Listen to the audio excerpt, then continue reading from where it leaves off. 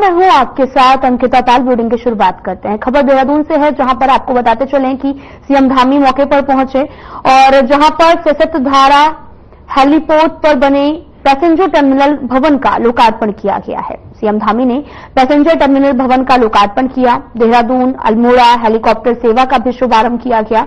इस हेली सेवा के शुरू होने से यात्रियों को बड़ी राहत मिलेगी। शुक्रवार से सेवा का संचालन विधिवत होगा। 2 अक्टूबर को हेली सेवा का सफल ट्रायल हुआ था। हेली सेवा के लिए 4,989 रुपए किराया तय किया गया है। 11 सीटर आपको बताते चले कि डबल इंजन हेलीकॉप्टर सेवा शुरू होगी और यहां पर हेली सेवा से 55 मिनट में देहरादून अल्मोड़ा के बीच यात्री सफर पूरा कर सकेंगे। कार्यक्रम में केंद्रीय राज्य मंत्री अजय टम्टा, पर्यटन मंत्री सतपाल महाराज समेत बड़ी संख्या में गणमान्य मौजूद रहे हैं।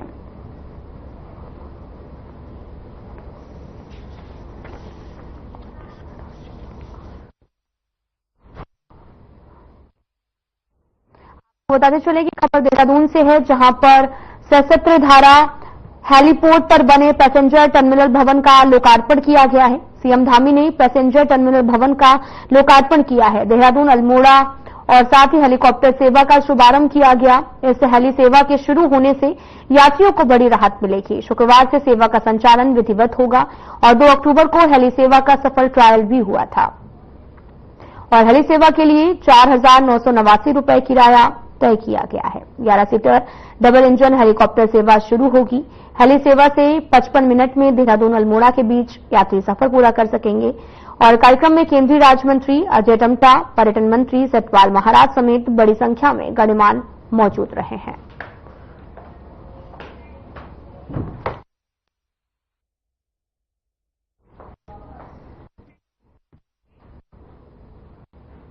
आपको बताते चले कि सीएम धामी जो है यहां पर मौके पर पहुंचे हैं। खबर देहरादून से है, जहां पर आपको बताते चले कि मुख्यमंत्री पुष्कर सिंह धामी ने इंडियन ओलंपिक एसोसिएशन के अध्यक्ष पीटी उषा से मुलाकात की। इस दौरान उत्तराखंड में प्रस्तावित 38वें विंटर गेम्स को लेकर चर्चा हुई है। सीएम धामी और पीटी उषा की इस मुलाकात के बाद उत्तराखंड में प्रस्तावित 38वें नेशनल गेम्स की डेट भी फाइनल कर दी गई है। लंबे समय से उत्तराखंड में राष्ट्रीय खेलों को लेकर हो रहे इंतजार पर अब विराम भी लग गया है। राष्ट्रीय ओलंपिक एसोसिएशन के अध्यक्ष पीटी उषा ने उत्तराखंड में प्रस्तावित 38वें नेशनल गेम्स को लेकर हरी झंडी दी है। 28 जनवरी से 14 फरवरी के बीच उत्तराखंड में 38वें राष्ट्रीय खेलों का आयोजन किया जाएगा। खेल मंत्री रेखा आर्या ने कहा कि प्रधानमंत्री नरेंद्र मोदी ने नेशनल गेम्स का उद्घाटन करना, उनकी उपलब्धता को तैयार करना, थोड़ा सा कार्यक्रम में बदलाव हो सकते हैं।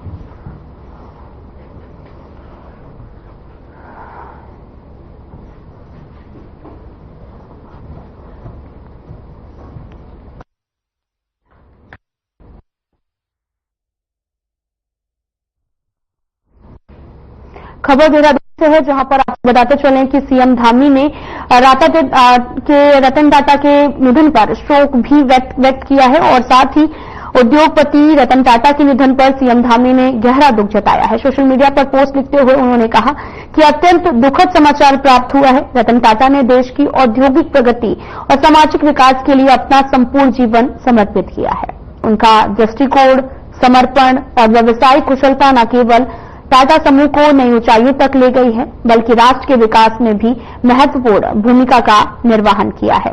साथ ही सीएम ने यह भी कहा कि उन्होंने रोजगार सृजन और समाज के सशक्तिकरण और नवाचार के क्षेत्र में अभूतपूर्व कार्य किए हैं। उनका जीवन हम सभी के लिए प्रेरणादायक है। आपको बताते चलिए कि टाटा सन्स के मानद चेयरमैन रतन नवल टाटा का 86 साल की उम्र में निधन हो गया है और बुधवार देर रात करीब 11 बजे उन्होंने अंतिम सांस ली है।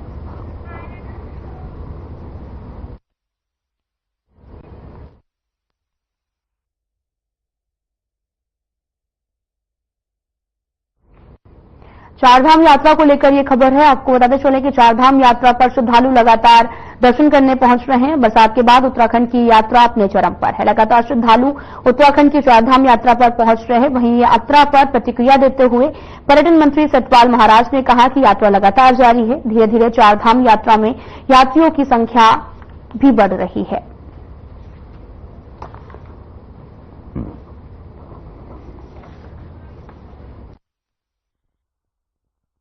रफ्तार पकड़ रही है। इस समय हमने कोई रजिस्ट्रेशन कंपलसरी नहीं किया है। जो स्वैच्छिक रजिस्ट्रेशन चाहते हैं वो अपना कराएं, बाकी कोई रजिस्ट्रेशन कंपलसरी नहीं है। यात्रा हमारी सामान्य चल रही है और धीरे धीरे संख्या बढ़ेगी जैसे ही अब छुट्टियां होंगी।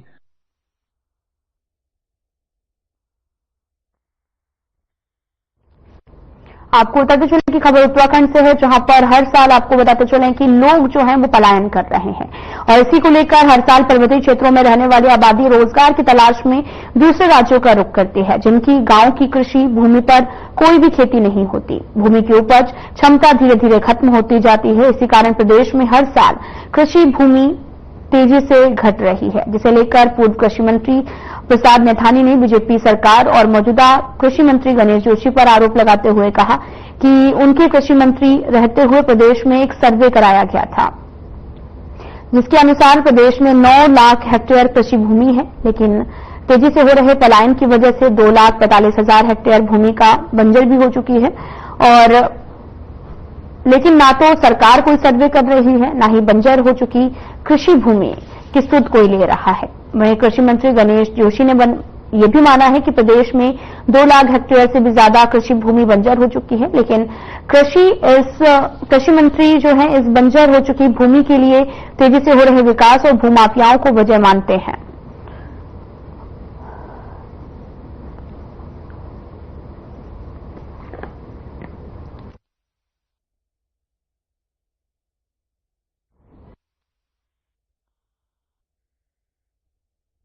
नहीं, देखिए ये सरकार झूठ बोल रही है। हमारे जो टोटल जो आबादी है उस आबादी का आपका जो 9 लाख हेक्टेयर जमीन हमारी उपज की है, जिसमें से 2,65,000 हेक्टेयर जमीन जो है वो खत्म हो चुकी है, बिक चुकी है। तो आज हमारे पास कुल 7 लाख हेक्टेयर जमीन बची है कृषि उपज की। तो उस रूप में सरकार बताए कि ये 2,65,000 हेक्टेयर जमीन क्यों बिकी, क्या कारण थे। तो इसकी वजह से जो सरकार का कहना है कि हम आगे बढ़ रहे हैं, हम आगे नहीं बढ़ रहे हैं बल्कि हम पीछे की तरफ जा रहे हैं। मैं कहना चाहता हूं कि सरकार जो बंजर खेत हैं, पहले आइडेंटिफिकेशन ऑफ फील्ड। मैंने कहा ना कि देखिए हम सब प्रदेश के भू कानून का अध्ययन कर रहे हैं। जरूरत पड़ेगी कि हम जैसा कानून लागे तो हम उसको भी लाएंगे, लेकिन कृषि की भूमि को बचाना हमारी प्रायोरिटी है, क्योंकि आज 24 साल के अंदर 2 लाख हेक्टेयर कृषि की भूमि या विकास के नाम पर या अन्य नाम पर चली गई है और आगे इसको हमें रोकना होगा, ताकि हॉर्टिकल्चर के क्षेत्र में, कृषि के क्षेत्र में हम अपना उत्पाद ला सकें। केंद्रीय गृह मंत्री अमित शाह जल्द ही उत्तरकाशी और देहरादून के दौरे पर पहुंचने वाले हैं, जिसको लेकर लगातार तैयारियां जारी हैं। आपको बताते चलें कि प्रस्तावित भ्रमण कार्यक्रम को लेकर पुलिस प्रशासन और बीजेपी संगठन ने तैयारी शुरू कर दी है। हालांकि अभी गृह मंत्री अमित शाह का उत्तराखंड दौरा प्रस्तावित है, लेकिन गृह मंत्री के दौरे को लेकर कहीं न कहीं उत्तराखंड बीजेपी अपनी तैयारियों को अंतिम रूप देने में लगी है। वहीं बीजेपी प्रदेश महामंत्री आदित्य कोठारी का भी कहना है कि गृह मंत्री अमित शाह का 13 अक्टूबर को 1 दिवसीय उत्तराखंड दौरा प्रस्तावित है। वे देहरादून एयरपोर्ट पहुंचकर सीधे हर्षिल के लिए रवाना होंगे, जहां पर वाइब्रेंट विलेज के कार्यक्रमों और वहां पर चल रही योजनाओं की जानकारी लेने के साथ ही केंद्रीय अर्धसैनिक बल के साथ भेंट करेंगे। इसके बाद में केंद्रीय गृह मंत्री अमित शाह देहरादून पहुंचेंगे। यहां पर FRI संस्थान में नए कानून और साइबर क्राइम की चुनौतियों पर विस्तृत चर्चा करेंगे। इसके बाद देर शाम अमित शाह दिल्ली के लिए रवाना होंगे।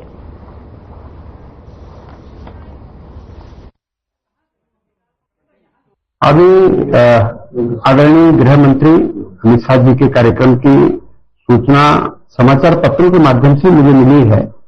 ऑथेंटिक कार्यक्रम की उनकी प्रतीक्षा है और जानकारी मिली है वो वाइब्रेंट विलेज है उत्तरकाशी जिले में, वहां वो जाकर के भ्रमण करना चाहते हैं, ऐसा है। और एक बैठक उनकी देहरादून में रहेगी और विधिवत कार्यक्रम जब उसका आएगा तो उस हिसाब से फिर बात करें।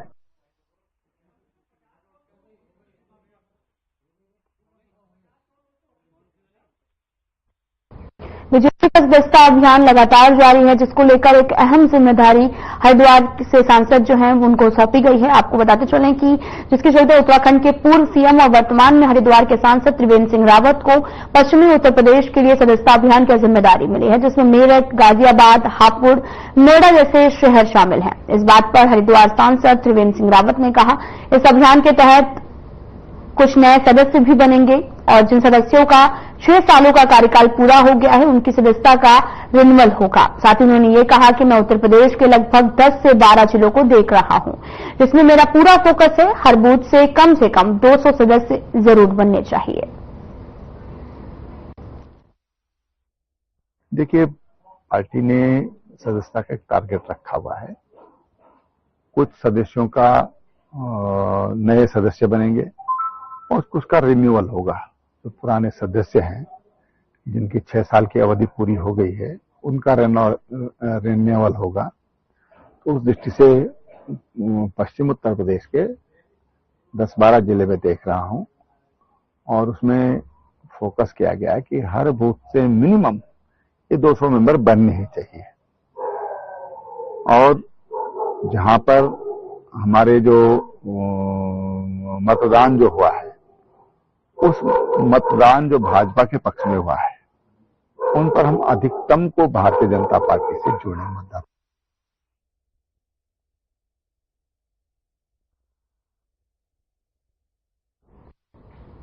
फिलहाल यहां रुकते हैं छोटे से ब्रेक के लिए।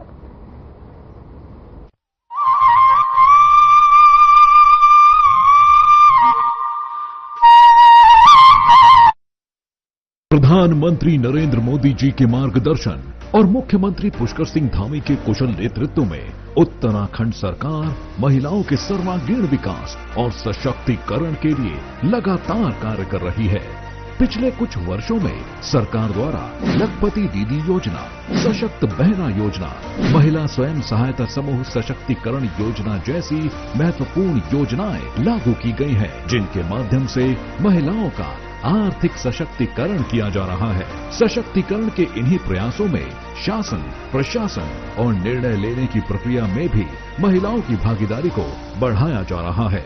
जहां एक ओर महिलाओं को सरकारी नौकरियों में 30% का क्षैतिज आरक्षण दिया गया है, वहीं अब सरकार ने कोऑपरेटिव बैंकों और सहकारी समितियों में महिलाओं के लिए 33% आरक्षण देने का निर्णय लिया है। यह निर्णय महिलाओं की राजनीतिक और सामाजिक भागीदारी को बढ़ावा देने के साथ साथ सहकारी आंदोलन में सबका साथ, सबका विकास के मंत्र को और मजबूती देगा। सरकार के इस ऐतिहासिक निर्णय से अब महिलाओं के लिए नए पंचायत स्तर पर सरकारी समितियों और जिला सहकारी बैंकों में भी महत्वपूर्ण पदों पर सुनिश्चित भागीदारी का रास्ता खुल गया है। इस निर्णय से सहकारिता विभाग द्वारा चलाई जा रही सभी योजनाओं का लाभ समाज की आधी आबादी तक और प्रभावी तरीके से पहुंचेगा। लैंगिक समानता और महिला सशक्तिकरण की दिशा में सरकार के ये प्रयास न सिर्फ महिलाओं को आर्थिक रूप से सशक्त बनाएंगे, बल्कि उनकी सामाजिक स्थिति को भी सुदृढ़ करेंगे। संकल्प से सिद्धि की ओर, सहकारिता से समृद्धि की ओर। Through constant innovation, the group provides its clients with value-added, environment-friendly products. We are committed to provide quality products and services at optimum cost with the continuous improvement in the quality management system. Producing high-value paper making us India's largest producer of branded papers, fine papers and packaging broad segments. Focused on customers in all our operations.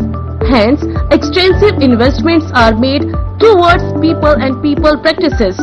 KRPL world's leading eco-friendly paper from agro residue.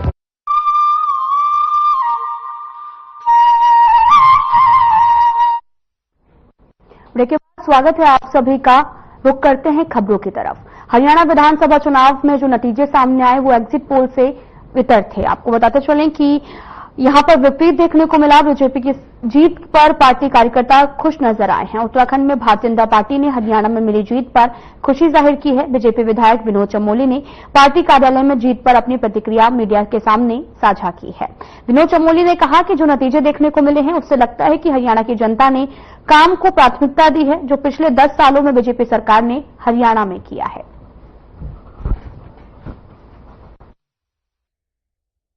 जहां तक हरियाणा का प्रश्न है तो भाजपा आश्वस्त थी कि हम तीसरी बार में सरकार बनाएंगे। और आपने पूरा चुनाव कैंपेन देखा होगा कि कहीं पर भी कोई कमजोरी भारतीय जनता पार्टी के लीडर्स ने और कार्यकर्ताओं ने नहीं दिखाई। सबका ये मानना था कि हम सरकार ला रहे हैं और आज वही परिणाम सामने आए हैं। और हरियाणा की जनता ने जो मुद्दे वहां पर हावी थे चुनाव करने, चाहे वो किसानों का मुद्दा हो, चाहे नौजवानों का मुद्दा हो, चाहे वो पहलवानों का मुद्दा हो, इन सब मुद्दों पर सब लोग भारतीय जनता पार्टी के साथ है और हरियाणा की सरकार के साथ।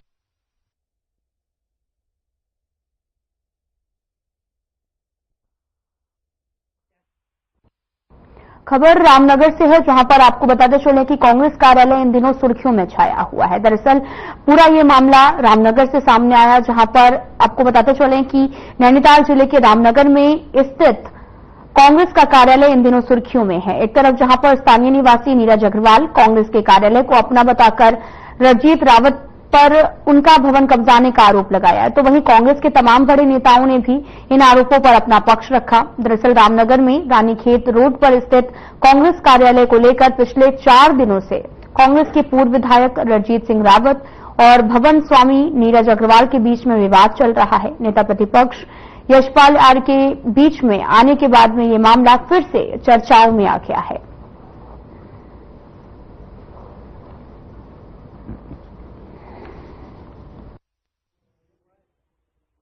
मामला ये है कि ये मेरी पंचायती हम लोगों की जमीन है। हमारा अपना वहां पे गोदाम है जो पहले कभी मिट्टी तेल के काम के लिए यूज हुआ करता था, है नहीं। फिर धीरे धीरे जो है उसको शिफ्ट कर दिया मैंने और मैं इसे अपने कामों में यूज करता था, अपना सामान रखने के लिए। 2016 में दिसंबर 2016 में माननीय रणजीत रावत जी ने मेरे से ये कहा कि मेरे उनसे क्योंकि अच्छे संबंध थे कि मुझे अपने पर्सनल यूज के लिए 3 महीने के लिए दे दो इसको। मैंने उनको दिया था। मैं उनको पिछले 7 साल से मैं ये कोशिश कर रहा हूं कि भाई इसको वो खाली कर दें, तो उसे खाली नहीं कर रहे हो। और वहां पे वो कांग्रेस कार्यालय, कथित कांग्रेस कार्यालय, वो कहते हैं कि यहाँ कांग्रेस कार्यालय बना हुआ है। मैं देखिए अभी विस्तार से सम्मानित रणजीत रावत जी ने विस्तार से इस संदर्भ में आपको जानकारी दी है।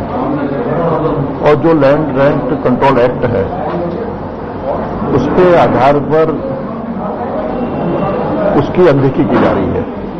लैंड रेंट कंट्रोल एक्ट की अनदेखी की जा रही है और ये इसकी भूमि की लीज समाप्त हो चुकी है। इस बात को हम स्वीकार कर रहे हैं, लेकिन जिस तरह से आनंद फानंद में कार्यालय के बंद होने के उपरांत कुछ अवांछनीय तत्व, भाई भू माफिया एक ऐसा शब्द है जो उसके साथ जोड़ा जाता है जिसके कुछ प्रकरण संज्ञान में आए हों। आप पत्रकार हैं, हर घटना का संज्ञान लेते हैं और दुनिया तक खबर पहुंचाते हैं। आप मुझे कोई एक घटना बता दो जिसमें मेरा नाम आया हो आज तक भूमि या भूमाफिया के तौर पे। और जहां तक इस भवन का सवाल है, उनका मैंने जैसा भी बताया 1/9 हिस्सा इस लीज में था। ये लीज की अवधि भी जो है 2014 में समाप्त हो गई है और लीज जो है हरियाणा चुनाव के नतीजे के बाद में पूरी कांग्रेस असमंजस की स्थिति में पड़ी हुई है। आपको बताते चले कि लगातार जीत का दावा किया जा रहा था, तो वहीं कांग्रेस प्रदेश अध्यक्ष की माने तो वे खुद हरियाणा चुनाव प्रचार में गए थे और वहां पर एक तरफा माहौल कांग्रेस के पक्ष में था। बीजेपी की नीतियों से वहां पर आम जनमानस में काफी नाराजगी थी, चाहे वो अग्निवीर का मामला हो, किसानों का मामला हो या फिर पहलवानों का मामला हो। इस पर लोगों में बीजेपी के प्रति खासा विरोध देखने को मिल रहा था, लेकिन नतीजे इसके उलट आए हैं और ये नतीजे काफी चौंकाने वाले थे। ऐसे में कांग्रेस इस पर मंथन करेगी और उन कारणों को तलाशने की कोशिश करेगी जिन्होंने चुनाव परिणाम की अपेक्षा के अनुरूप नहीं रखा।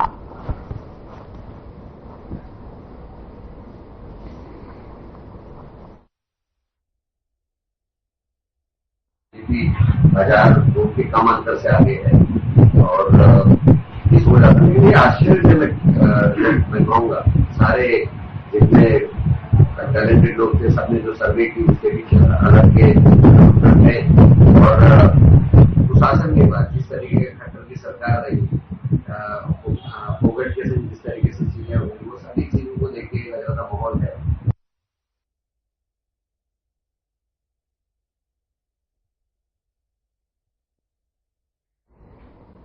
तो लगातार हरियाणा विधानसभा चुनाव पर ईवीएम पर सवाल उठने अब शुरू हो गए हैं। आपको बताते चले कि शिषपाल सिंह ने भी अब प्रवक्ता शिषपाल सिंह बिस्ट का बयान सामने आया, जहां पर उन्होंने कांग्रेस ने ईवीएम पर सवाल उठाए हैं।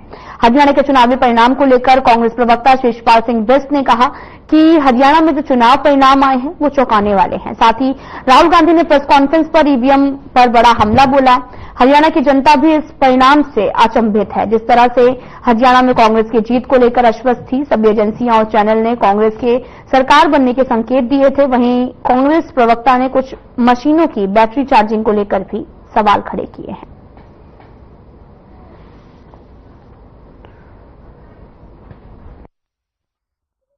हरियाणा में जिस तरीके से चौंकाने वाले और आश्चर्यजनक चुनाव परिणाम आए हैं, हरियाणा की जनता खुद उन पर भरोसा नहीं कर रही है और हरियाणा की जनता खुले रूप से कह रही है कि हमने कांग्रेस पार्टी को खुल करके वोट दिया, क्योंकि हरियाणा एक कृषि प्रधान राज्य है और जिस तरीके से लगातार किसानों की उपेक्षा हो रही थी, किसानों से झूठे वादे किए जा रहे थे, किसान आंदोलन को सरकार जिस तरीके से कुचल रही थी, तो वहां पर भाजपा सरकार के खिलाफ खुला जो है विरोध था, जनता का आक्रोश था और उस पर जिस तरीके से वहां पर जो है कांग्रेस के हाथों से जीत को छीनने का काम किया गया है।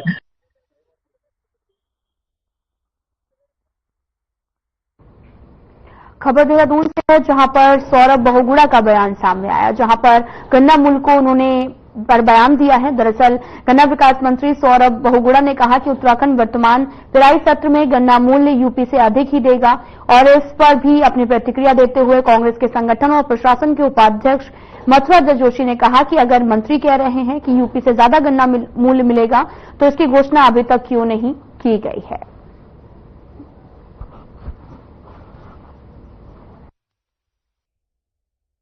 नहीं, देखो कहने की बात एक अलग है। अगर ये सरकार यूपी से अधिक गन्ना मूल्य भुगतान करने के लिए तैयार है, क्यों नहीं उसकी घोषणा करते थे? मंत्री जी को घोषणा तो कर देनी चाहिए। ये पूरी घोषणा करके क्या फायदा है? अगर सरकार किसानों के प्रति गंभीर है, ईमानदार है और उनका फायदा करना चाहती है तो सरकार को तत्काल प्रभाव से गन्ना मूल्य की घोषणा करनी चाहिए।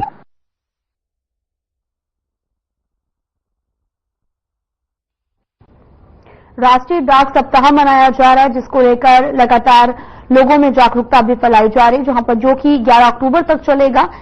Chief postmaster general Shashi Shalini Khujur ने बताया कि उत्तराखंड के अंदर बहुत से टूरिस्ट आते हैं। अगर वो किसी तरह किसी जगह पर जाते हैं तो वो पोस्ट कार्ड के जरिए ही वहां से अपनी पिक्चर को पोस्ट करते हैं। उन्होंने बताया कि इस बार चमोली जिले की भी डाक विभाग ने 8 पोस्ट कार्ड निकाले और साथ ही शशि शालिनी खुजूर ने आगे बताया कि बद्रीनाथ जाने वाले श्रद्धालुओं के लिए भी बद्रीनाथ की थीम पर स्टाम्प डाक विभाग ने बनवाई है, ताकि जो भी श्रद्धालु बद्रीनाथ से दर्शन कर लौटेगा उनके पास डाक विभाग के स्टाम्प लगी हुई प्रतिलिपि भी होगी।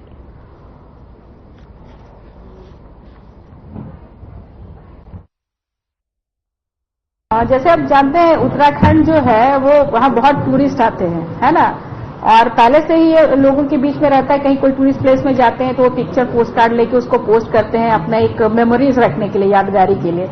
तो हम लोग के पास ये डिमांड आती रही कि आप लोग चाहते हैं कि पिक्चर पोस्ट कार्ड है कि नहीं। तो मैंने आने के बाद फिर हमारे डीपीएस अनुसुईया है उनसे फिर हमने डिस्कस किया कि लोग को डिमांड है। हमारे गांव के जैसे मैं गई थी वो 4 दुकान, वहां पे हमारे एक ब्रांच ऑफिस है, तो मैंने उनसे पूछा कि यहाँ पे लोग किस तरह की सेवाएं लेते हैं। तो उनका वही कहना था कि यहाँ टूरिस्ट ज्यादा आते हैं, तो उनका डिमांड रहता है। लोग पूछते हैं कि उत्तराखंड के ऊपर कोई पिक्चर पोस्ट कार्ड है आपके पास, तो हम लोग यहाँ से पोस्ट करेंगे।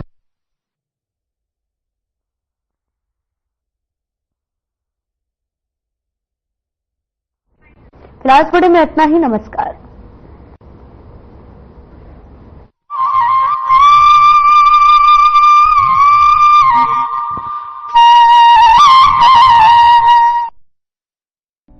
मुख्यमंत्री पुष्कर